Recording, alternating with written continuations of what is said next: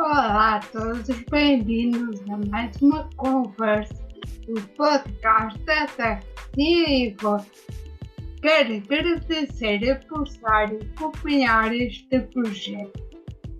Partilhem e divulguem para que possamos chegar a maior número de pessoas.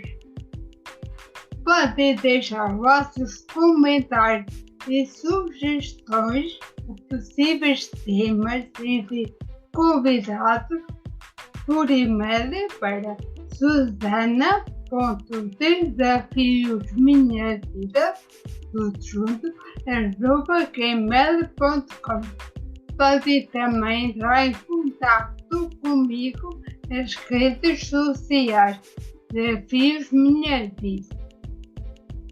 Não se esqueçam de ativar as notificações da plataforma onde estão a ouvir para saber quando é que temos uma nova conversa.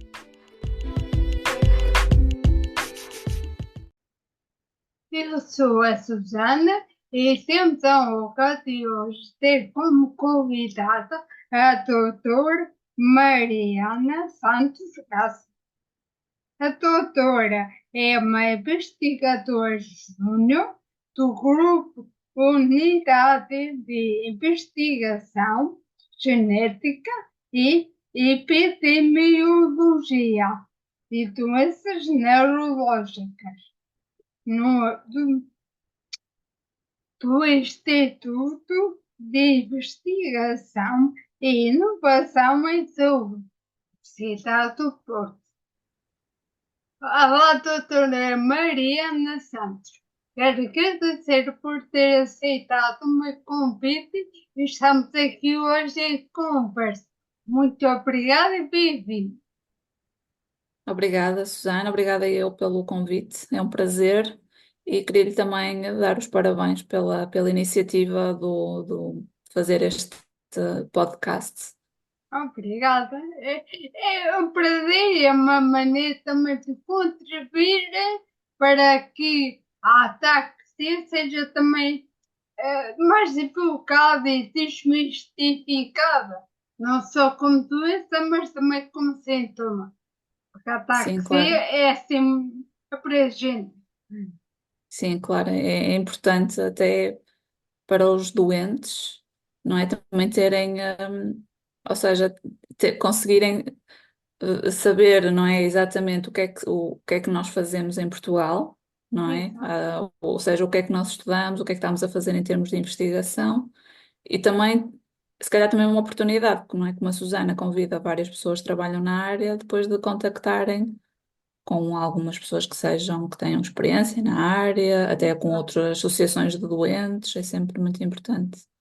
Sim, é verdade. E porque quando, digamos que eu comecei esta jornada a descobrir que era ataxia, grande parte da bibliografia era tudo em inglês.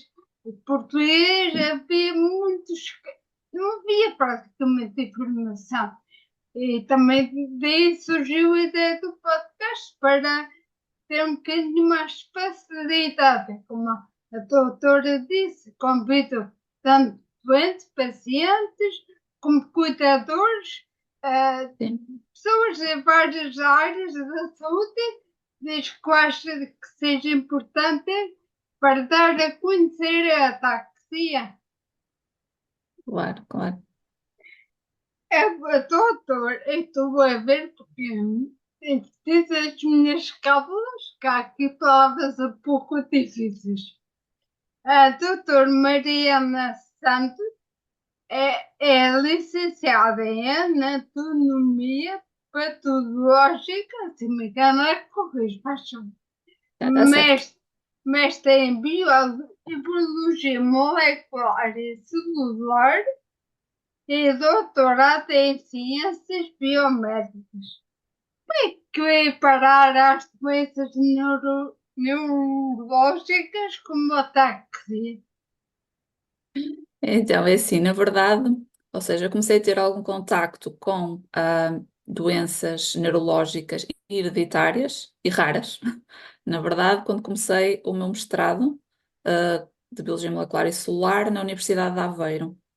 Eu comecei por estudar um tipo de distonia, portanto, também é uma doença de movimento, que é a distonia DYT1, mas do ponto de Desculpe vista. lá, isso, a sigla que disse é o número de proteína ou é mesmo Na verdade, DYT1 é o gene. o E género? este gene codifica uma proteína que se chama torsina A. Ok. Pronto, mas o nome da doença em si é distonia DYT1. É assim. Porque depois há vários genes que causam outras formas de distonia. Ah, Pronto, mas eu comecei por estudar do ponto de vista bioquímico. Portanto, como é que funcionava ao nível, ou seja, e que desregulação havia ao nível das proteínas que estavam envolvidas nesta doença.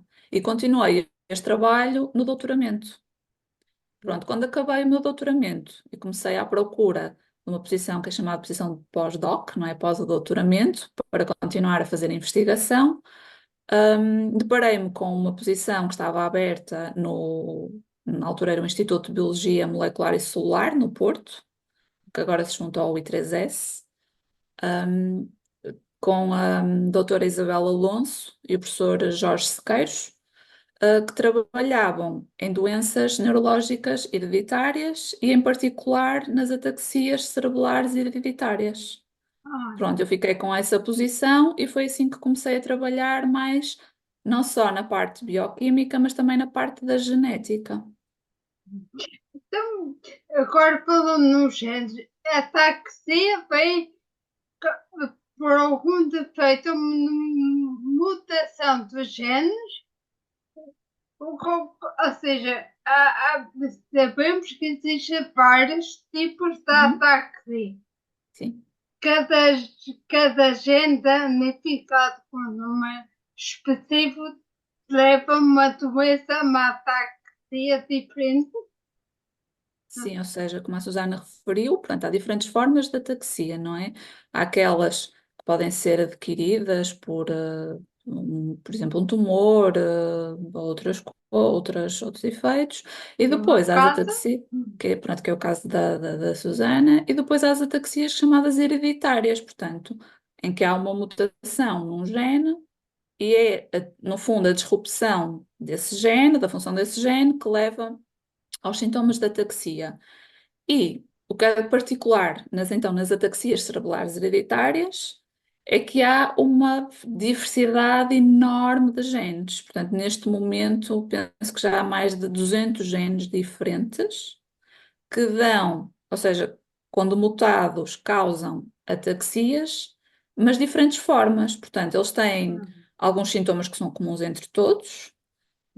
Em particular, há sempre uma alteração a nível do cerebelo, portanto, a estrutura no nosso cérebro que controla o movimento.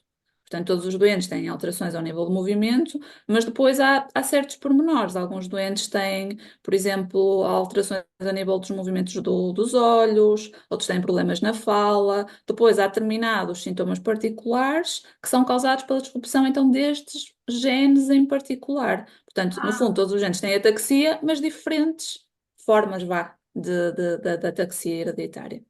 então eu posso corrigir-me sempre que eu me fizer o disparate. Agora para ter, Claro. não é os genes que atacam o cerebelo. Não, ou seja, o que acontece é que, como o gene tem esta mutação, ele depois vai ter, no fundo, uma função, pode-lhe dar uma função diferente, ou pode até perder a função que tem. E estes genes que sabem que têm funções importantes nos neurónios do cerebelo e também noutros neurónios do cérebro, não é só do cerebelo. Portanto, como há perda de função ou há uma alteração da sua função, que passa a ser, no fundo, disruptiva, depois os neurónios, no fundo, não são normais, não funcionam da forma correta,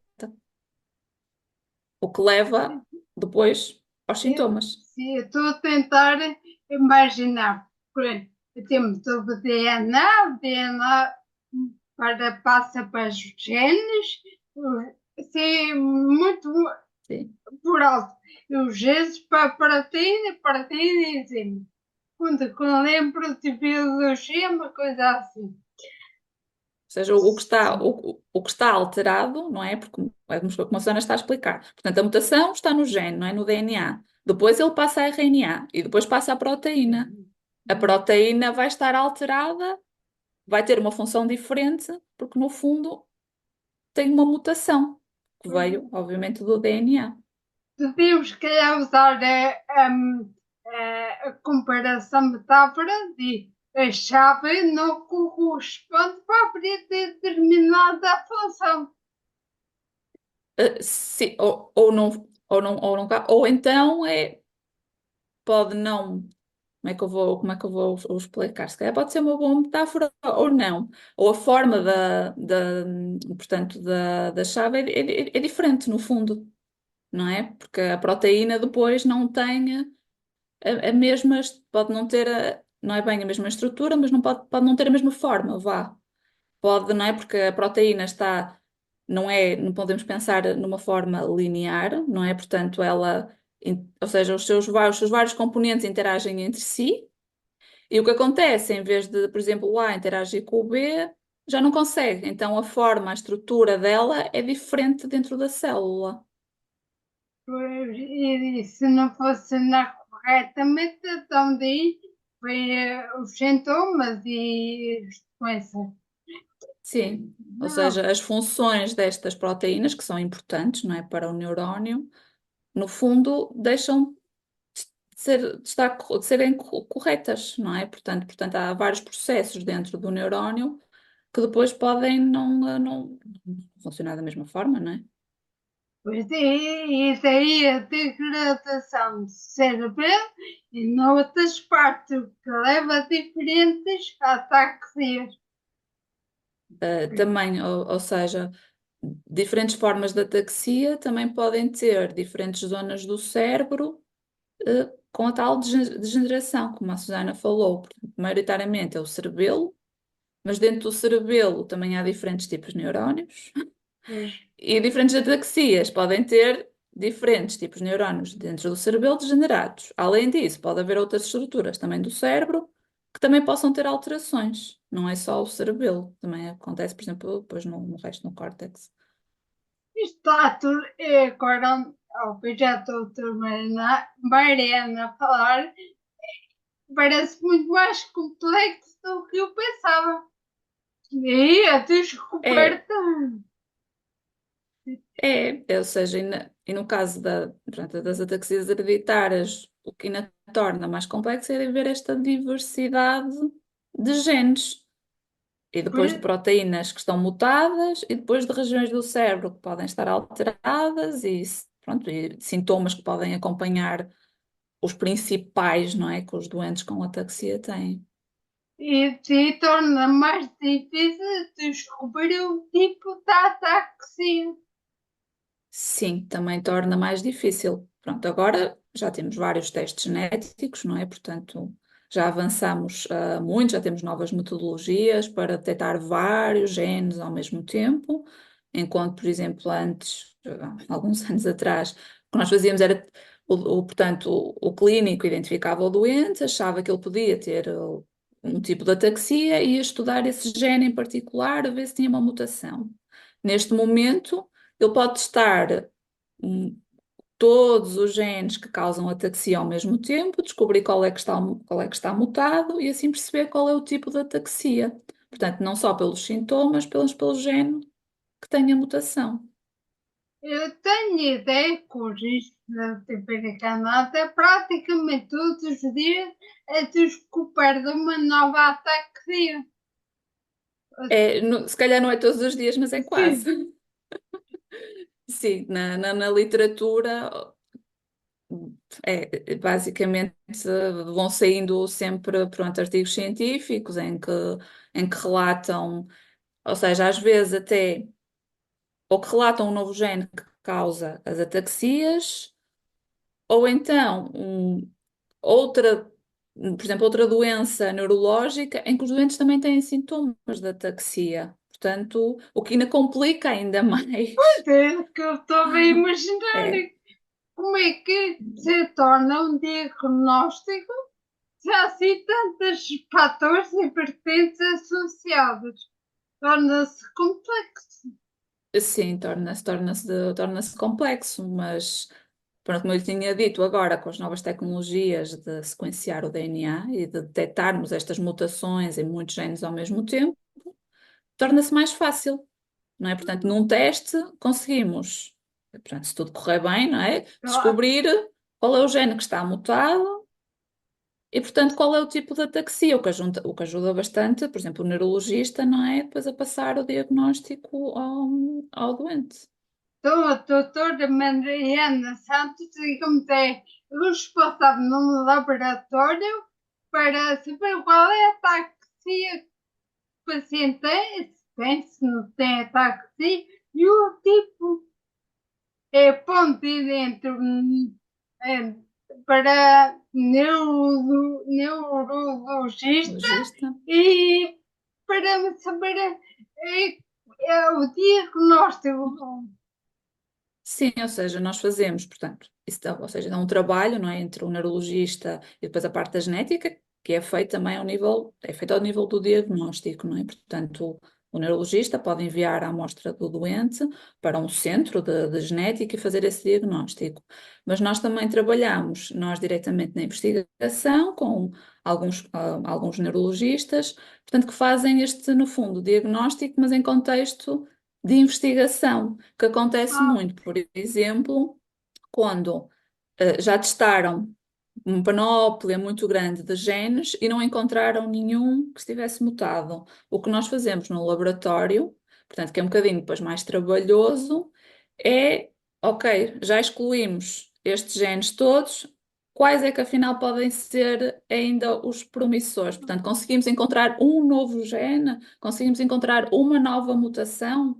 Portanto, na parte da investigação é isto que nós fazemos, tentamos encontrar novos genes ou novas mutações até em genes já conhecidos, ou tentamos ainda um pois, bocadinho mais à frente. desculpa, pois ainda há essa parte dos genes já Sim, descobertos, mas tendo uma mutação ainda ação, não é? torna mais especial, digamos assim. Sim, sim, sim. Isto é Sim, mesmo portanto é complexo. trabalhoso mesmo da parte, pronto, do diagnóstico, não é? Fazer a parte do diagnóstico genético. Um, e no fundo, quando às vezes fica um bocadinho parado nessa parte, porque não, pronto, não encontraram nenhum gene ou nenhuma mutação que já estava descrita na literatura, no fundo cabe-nos a nós, na parte da investigação, fazer então essa descoberta, não é? Portanto, que já é um bocadinho mais trabalhosa, e que pode envolver depois passarmos da genética, por exemplo, para estudos em células mesmo. Tentarmos perceber depois a função do gene, se aquela mutação realmente alterou a função do gene e depois da proteína. Portanto, é isso que nós tentamos fazer depois na parte de investigação no nosso laboratório. Pois não me admira nada que haja pessoas que estejam à espera do resultado meses e anos. E anos, sim. Infelizmente, pronto, acontece dada esta complexidade, não é? Pois, Porque, obviamente, são estudos que podem demorar anos. É verdade é que podem demorar anos. porque É, o paciente quer tudo para ontem, né? Mas tem claro, também saber que existe este tempo, esta procura, esta complexidade de análise de estudo para ter um diagnóstico correto. E às vezes também não há essa informação. Então, quando começa a receber essa não sei se é grave, não é porque ainda não foi descoberta, ou ainda precisa sim. de pesquisar mais um pouco. Sim, sim, sim, claro. Claro que entende-se, não é, da parte do doente, não é? Querer ter uma resposta rápida, acho que isso é com qualquer um de nós, não é? Mas realmente, pronto, há estudos que podem demorar muitos anos, há genes de ataxia que demoraram anos e anos até serem descobertos. Pronto, agora torna-se um bocadinho mais rápido, não é? Já avançamos, né, em termos de tecnologia da sequenciação do DNA e, portanto, já torna um bocadinho mais rápido. mas ainda assim pode demorar algum tempo, especialmente o que eu lhe estava a dizer, quando nós fazemos esta parte no laboratório, que já envolve estudar a função do gene e da proteína. Aí sim pode demorar muito tempo. Eu estou a imaginar, eu sempre adorei biologia, então estou a imaginar, quando a doutora está a falar, estou a imaginar, deve ser giro ver essa análise da célula, ver se, olha, vai para ali, vir para ali. Sim. Dito assim, genericamente. E às vezes nem sempre a célula corresponde àquilo que queremos. Né? Às Não, vezes não. pensa bem o caminho e depois de repente segue outro totalmente diferente. Deve ser assim o trabalho, não queria dizer tanto, mas não é monótono. Não, sem dúvida, quem trabalha em investigação não tem um trabalho monótono. Isso é Hum, verdade. E muitas vezes é como a Susana diz, nem sempre o resultado é aquilo que nós estamos à espera. E, portanto, eu podemos que ir acho testar outra fascinante. hipótese e testar outra hipótese, o que ainda faz com que demore mais tempo o trabalho, é verdade. Tem alguns genes que podem ser ativados por fatores externos ou ou é mesmo como desenvolvimento da doença. Por exemplo, há ataques que no início vestem os sintomas só na infância. Há outros que a partir dos 30, 40 anos. Uhum. Podemos dizer que há fatores que influenciam ou já estamos a entrar numa área muito desconhecida. Não, ou seja, no caso das ataxias hereditárias, portanto, a mutação no gene já nasce connosco, não é adquirida. Portanto, há mutações, por exemplo, estou a pensar no caso de cancros, que podem ser adquiridas a posteriori. No caso das ataxias, portanto, chamadas hereditárias, quer dizer que a mutação no gene já nasce connosco. Apesar disso, é como a Susana diz, tem muita razão. Portanto, há doentes que têm os sintomas muito cedo, há doentes que têm os sintomas tarde. O que ainda não se sabe exatamente o porquê. Pensa-se que pode ter a ver com a função do gene e da proteína, portanto, imagine proteínas que sejam muito importantes durante o nosso desenvolvimento, por exemplo, durante o desenvolvimento do cérebro, se calhar dão sintomas logo quando o bebê nasce, ou quando tem 1 ano ou 2 anos. Se forem proteínas que não têm uma função assim tão importante no desenvolvimento, se calhar podem dar sintomas mais tarde, porque eh, ou seja, depois há uma acumulação quase de fatores, não é? Mas, portanto, ninguém sabe propriamente, na idade adulta, porque é que uns têm aos 30, outros têm aos 40, outros têm aos 50. Portanto, isso aí já é um bocadinho mais desconhecido. Em relação especialmente aos bebés ou mesmo até recém-nascidos que já tenham alguns sintomas, isso sim, pensa-se que é porque esse gene ou essa proteína tem uma função importante durante o desenvolvimento. E E portanto, manifesta-se logo. peço desculpa, Sónia, não E percebi. manifesta-se logo. E manifesta logo, sim, sim. Ok. Enquanto outros, pronto, manifesta-se na idade adulta. A doutora Mariana Lopes teve um projeto financiado pela ATAC no Reino Unido, que descobriu novos mecanismos moleculares subjacentes à ATAC. Este foi o nome completo. Espinosis pilar Nossa, tiposa, exato. que é uma ataxia rara caríssima. Raríssima. Há pouquíssimos casos, há cerca de 5 ou 6 famílias que estão descritas na literatura, portanto, provavelmente haverá mais, não é? Mas descritas na literatura há esses casos. E o que nós encontramos, também em colaboração com o Centro de Genética do I3S, portanto, eles foram penso que até foram dois doentes, portanto, foram sinalizados com uma mutação no gene que é o TTBK2, que dá esse tipo de ataxia, espinocerebellosa tipo 11, mas esta mutação era diferente das outras que estavam descritas na literatura. E, portanto, como só foram encontrados em 2 doentes, nós não conseguíamos dizer se realmente esta mutação era a causadora da doença ou não. Imagino que tinham encontrado em 2 doentes em Portugal, 2 em Espanha, 2 em França. Portanto, já havia um conjunto grande de doentes com esta mutação, tinham os mesmos sintomas, ok, é a causadora. Como nós encontramos só nestes 2 doentes, e ainda por cima era uma mutação diferente da que já estava descrita na literatura, o que nós tivemos que fazer foi então o trabalho nas células. Portanto, perceber, introduzindo essa mutação que nós encontramos nos doentes nas nossas células em cultura, a perceber se a função desse gene, que é o TTBK2, era diferente de quando ele não tinha a mutação. E o que Ah, nós descobrimos é que sim, que realmente ele, ou seja, o que essa mutação fazia, no fundo, ela parecia alterar a tal estrutura da proteína. Portanto, ela não conseguia ter uma função normal, ela até perdia a sua função. E nós encontramos depois também, nós sabemos que essa proteína tem determinados alvos dentro da célula, portanto, ela interage com outras, influencia a atividade de outras, e nós encontramos que essas proteínas também estavam alteradas. E ah, assim conseguimos mostrar que realmente esta mutação, nesta proteína TTBK2, altera a função e, portanto, em princípio é patogénica e é ela que está a causar realmente a doença. apesar de ser só em dois, a população é tão pequena que é mais difícil fazer. Digo, penso é um estudo mais abrangente para saber tal coisa. Se for só naquele caso específico ou se é mesmo assim.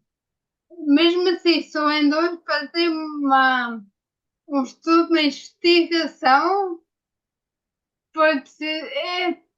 Eu acho impressionante, mesmo a parte de ciência, de investigação, como, apesar de ser dois, que são dois, deixa ficar esquecido, mas não, é para nos Não, casos e perceber, analisar, ter mais um claro. interesse do que fosse uma população. No setor É fazer assim, entender, eu claro. acho fantástico o trabalho de investigação nesse sentido, porque Claro, não não é, sei, não, as não é por ser logo, um, ou por serem dois, ou por serem 10 doentes, não é?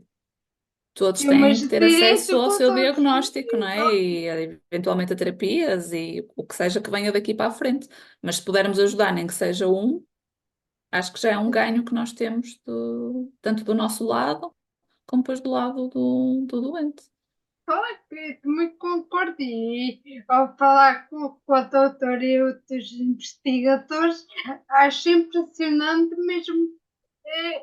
Queria saber mais mesmo sendo desconhecida, que muitas ataques e são, e mesmo assim, e eu imagino que deve ser difícil, por exemplo, no cancro, deve ser difícil. Agora, numa doença rara, mal raríssima, fica ainda mais difícil, certo? O procedimento para fazer novas descobertas. E acho mesmo o trabalho de investigação espetacular. Eu não sei o que digo, mas pode ser, pode achar um bocado estranho, mas eu acho isto impressionante e temos tão bons investigadores em Portugal. Já tive a honra de falar com alguns e Sim, é fascinante, porque às vezes eu, pelo menos antes de começar a falar e saber mais, pensava, só os lá fora é que se interessam, aqui não. não, Há pessoas muito interessadas e fazem um excelente trabalho e tal coisa. Não é uma maneira como parceria de outro e não para mesmo com as dificuldades, que imagino que são muitos. sim, mas sim, em Portugal temos e temos bons investigadores também a trabalhar na área das ataxias hereditárias e que a Susana já esteve aqui no podcast, portanto ninguém deixou de estudar por serem doenças raras. Não, E também e há outras doenças raras, não é? Não só as ataxias. sim, Portanto, e acredito que há investigadores com base ataques são noutras sim, sim, doenças já. Isso não foi indicado, mas é, é, é tão bom ter este conhecimento que em Portugal existe esta. Pois, eu claro. fico maravilhada. Eu acho que vou ter a genética, mas foi. É doutor também, parte científica, desculpa, de investigação paraplegia espástica. Sim, é outro palavrão. Isto é a mesma coisa que a paraparesia espástica familiar ou hereditária, Ou ou seja, são coisas. eu acho que a Susana está a falar, ou seja, desta doença, não é? Da paraparesia espástica ou da paraplégia, não é? Deve ser isso que. Coisa, sim, sim. Exato, não é? Pronto. Eu bem disse Não. tudo. Não, isso aí são dois palavrões. São tão Quase. parecidos que eu. Não, mas são diferentes. Na paraparesia espástica, portanto, há um aumento da contração muscular, portanto, os músculos ficam mais tensos. E claro, causa problema de movimento, não é? Aos doentes, especialmente dos membros inferiores das pernas. Na paraplégia não há movimento, ponto. Portanto, os doentes não andam. Portanto, há mesmo uma lesão da medula espinal e não há qualquer tipo de movimento, enquanto na paraparésia ainda há movimento, mas é normal, é São coisas diferente. diferentes. Mas Sim. a paraplegia espástica Espástica. como é um tipo de ataxia na espinhal ou já não Ou tem seja, nada a ver. são ou seja, a paraparesia espástica e as ataxias cerebrais são duas doenças diferentes, mas com muitas coisas em comum Ok. e que por vezes se confundem, Ah, tanto a nível clínico, portanto, porque um doente com ataxia pode ter esta tal espasticidade, portanto, esta tal contração muscular anormal, e os doentes com paraparesia espástica podem também ter sinais de ataxia. Portanto, o que ainda complica aqui ainda mais quando nós já pensávamos só as ataxias cerebrais já eram bastante complicadas. E para complicar ainda mais o cenário, alguns genes, quando mutados, que causam ataxia, também podem causar paraparesia espástica. Temos aqui uma ainda por cima. sobreposição. Sim, temos aqui uma sobreposição.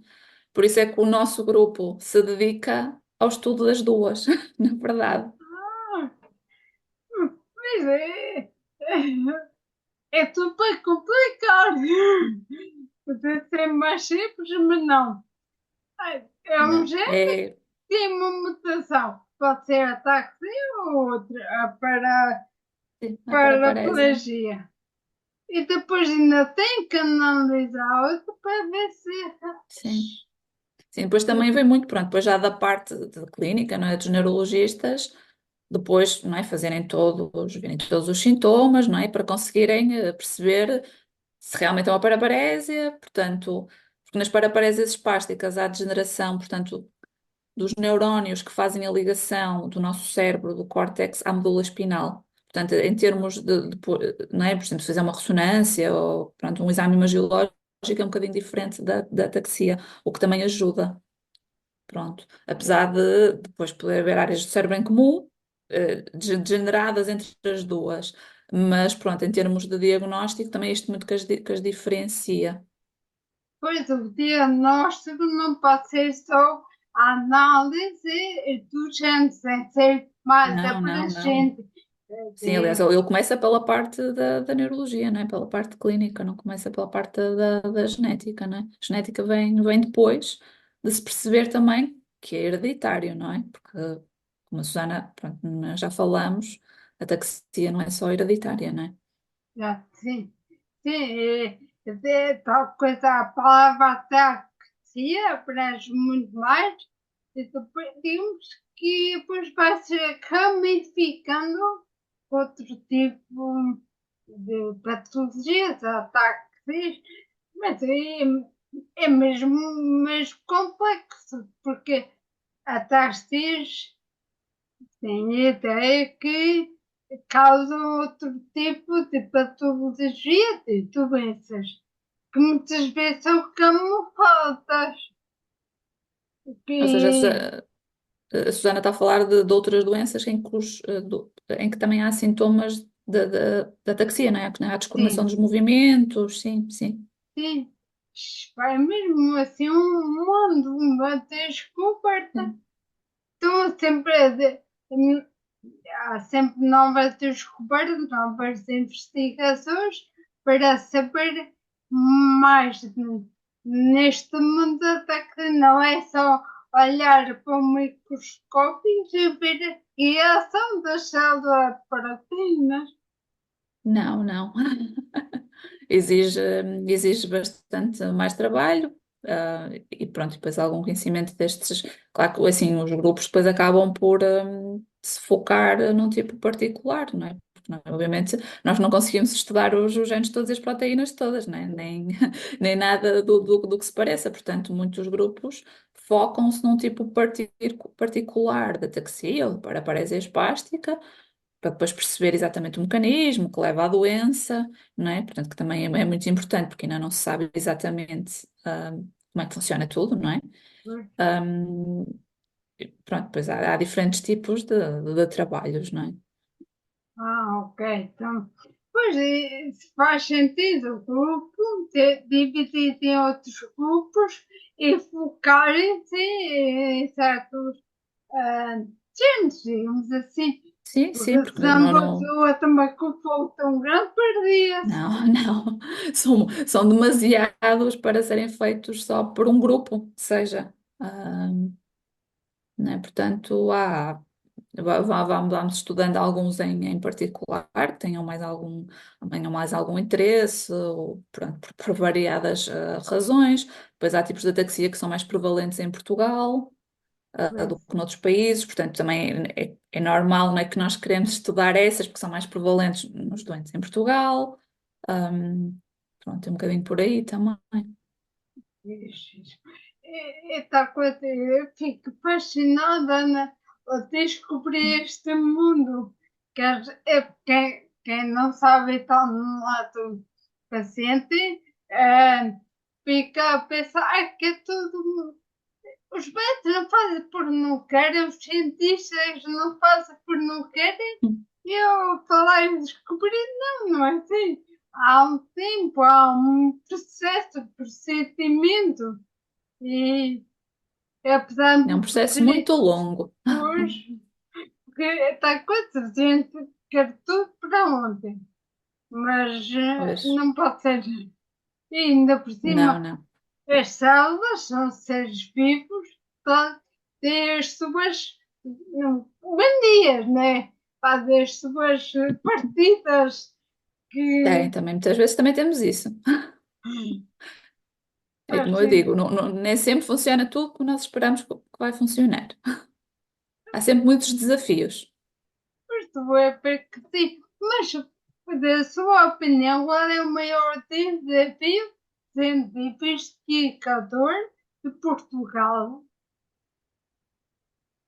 A Susana estava a perguntar em termos gerais, não Sim, sim, do tema. sim, Assim, geral. neste momento, acho que é aquilo que aflige todos os portugueses, e não é só no campo da investigação, que é o dinheiro. Portanto, Ah, é termos financiamento, não só em termos de quantidade, mas em termos, por exemplo, de periodicidade.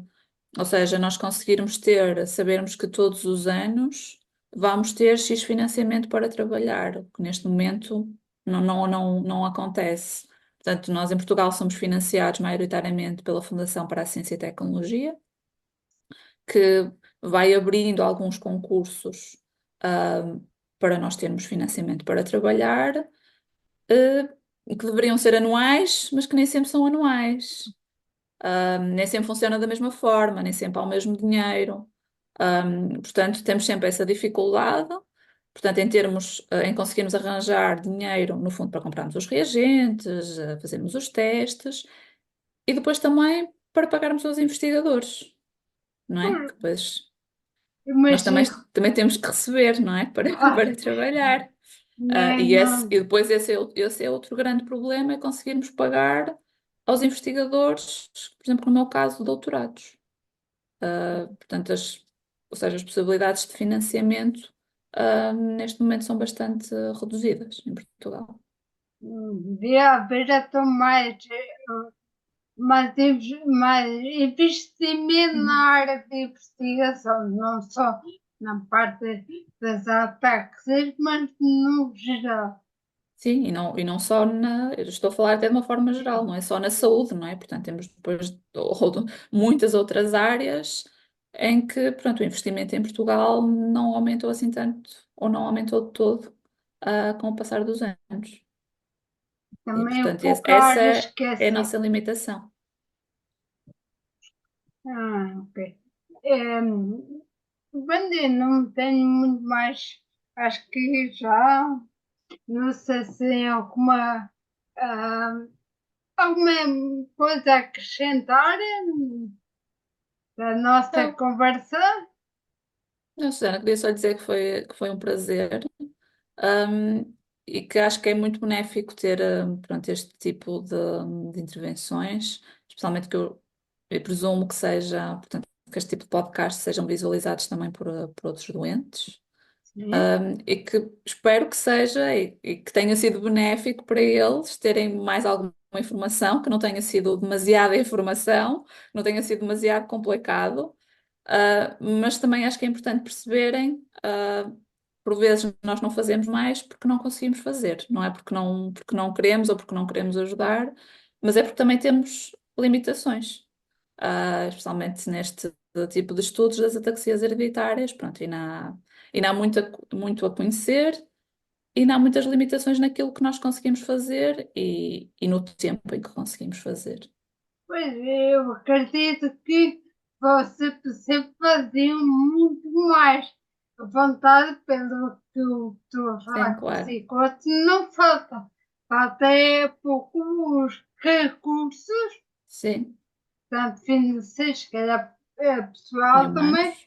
para, pois, exatamente, para conseguir dar um caminho, dar o seguimento que os pacientes tanto querem, porque não é esse é o diagnóstico, é importante que é porque também saber o possível tratamento para Sim, esses claro, claro. diagnósticos, porque Sim, não é claro. só saber que até aqui, pronto, não.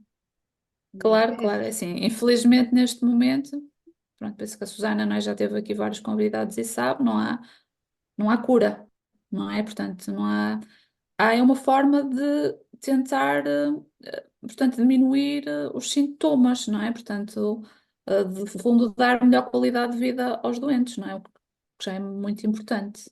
Infelizmente, ainda não chegamos à cura e eu gostava, mas não penso que será tão cedo.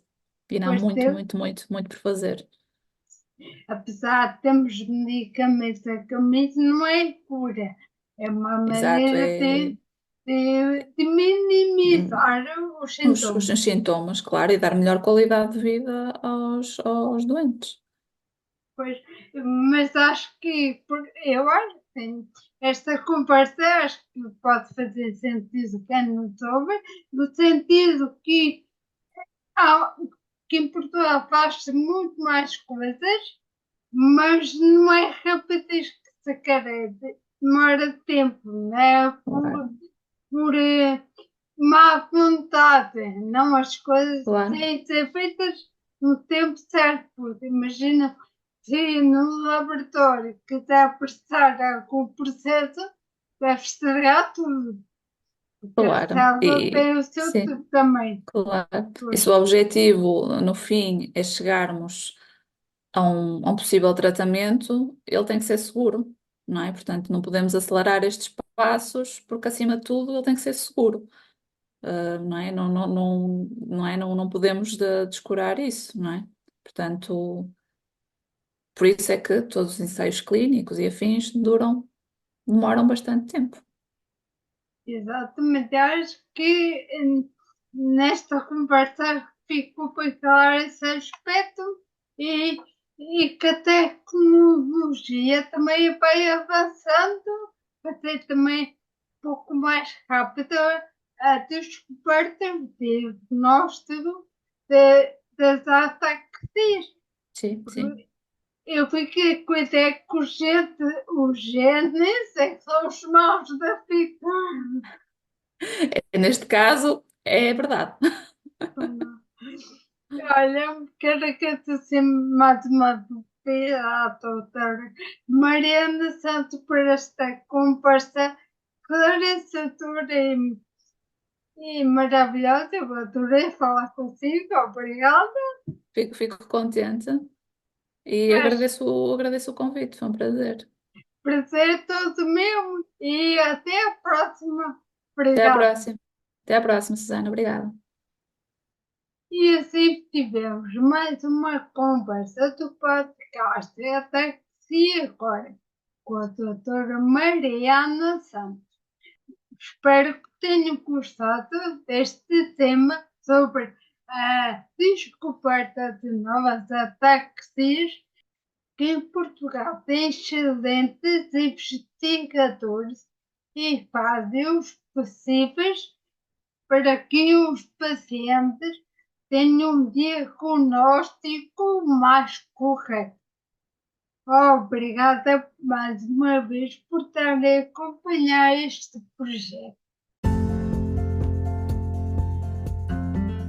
Fiquem bem. Somos poucos, mas juntos somos muito mais fortes.